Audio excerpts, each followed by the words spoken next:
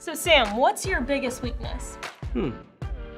Coming up with interview questions. It's a good thing we're talking about that today on The Journey.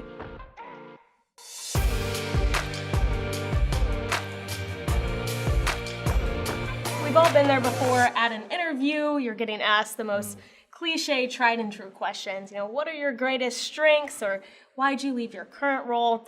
We've heard it all before, and there are tons of different articles, YouTube videos, everything to go over how to answer those questions better. And if your candidates are getting better, why not you also take some time to get a little more creative with the questions that you ask so you'll stand out as a prospective employer? So rather than going with the typical, where do you see yourself in 5 years, to some more interesting questions that can really cause someone to really think more and tell you more about them as a person. Yeah, when you use those standard questions, people already come up with rehearsed answers. So you gotta, catch them on their toes, and it'll help spice up that interview. For our first question, can you pitch this company to me as if I'm a potential client? Now, this question opens up a lot of different areas. It'll tell you, one, if that person did their research beforehand into your company.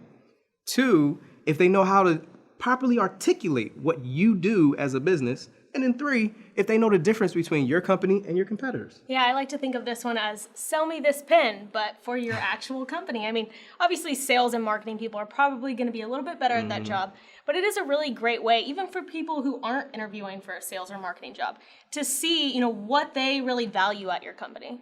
For our next question, Sam, let's have a little fun with this. I'm going to be the interviewer. You be the interviewee. You're going to answer this question, and we'll see how you do. We'll see if you get the job. All right, so the next question is, tell me about a time where a project didn't work out and why. Perfect. So for my current role, I am like a liaison, head of a team. I do account management at GoDaddy Social. And there are other very creative people that are on the team, and that sometimes when they have their particular part to do, we're human. We sometimes make mistakes. However, when it comes to that business owner who's paying us, it's not them, the writer, it's me on the line with them describing what went wrong and what we're going to do to correct it. But I have to take ownership. If I came on the line and I said, hey, this writer did that, it wasn't me, I'm going to go get with them. It's not going to have that business owner have any faith in the team. So as the leader, I have to put that on my shoulders and make sure that that business owner believes that we can do what we say we're going to do. And the way that you answer that question shows a lot about that person. If they put the blame on someone else, then obviously they may not be the right fit.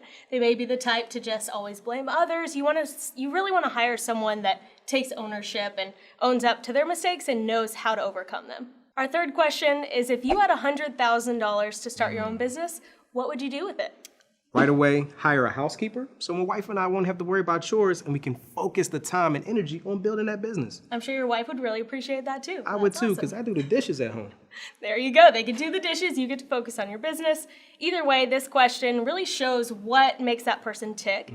It's a great way to see what they value, what their passions are even outside of work. And shows that they can be analytical and methodical when it comes to managing money.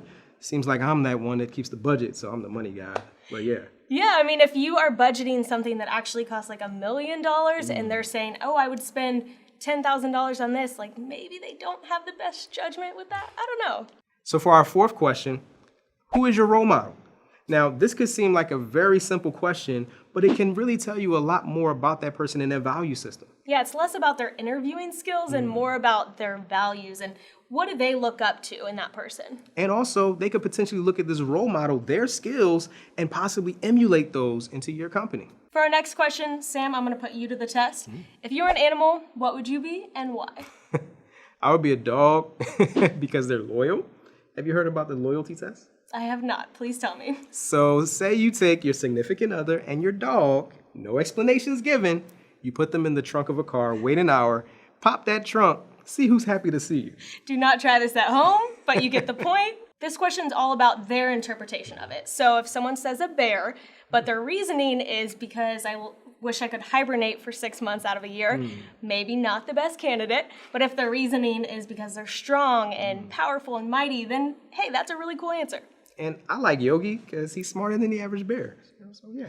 By using some more creative interview questions like that, you're going to get more honest responses, not these canned, rehearsed answers, that they've already practiced. You're going to get a more open and real conversation.